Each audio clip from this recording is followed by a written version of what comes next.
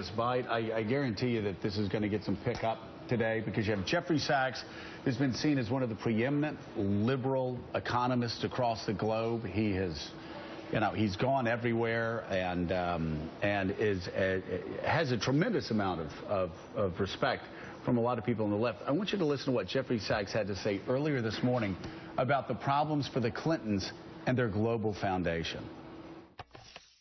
There's a lot of money sloshing around, and everything is blurred, and it's not good. And there's a lot here that's real.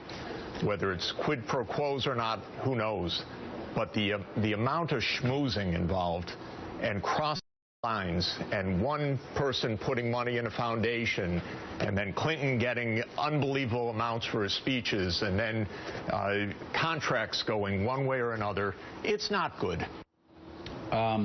Phil, it's not good could be applied to that clip to the Clintons. This is one of the most respected guys in the field, the philanthropy worldwide. Slightly off message, slightly different than what you were hearing from Governor Howard Dean, who was on at the same time there. Look, what he's pointing to is, for people outside that are looking in on this, is the biggest concern about everything. Sure, maybe there's no explicit quid pro quo. Maybe there's no explicit law breaking. Maybe Peter Schweizer in his book fails to connect anything in a way that will actually resonate legally going forward. Right.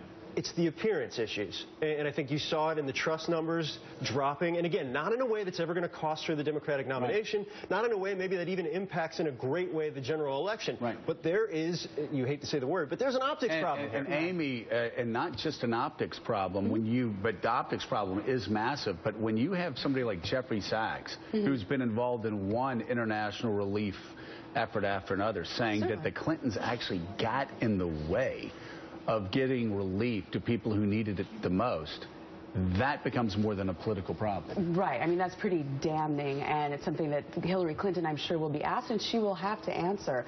But to your point, while there may not be a smoking gun, where there's smoke, there's fire. And common sense tells you that a person doesn't get paid $500,000 for 20 minutes of work because he's a great orator. No. It's because he's a former president of the United States and his wife is Secretary of State, and that person giving the money is looking for access. Everybody's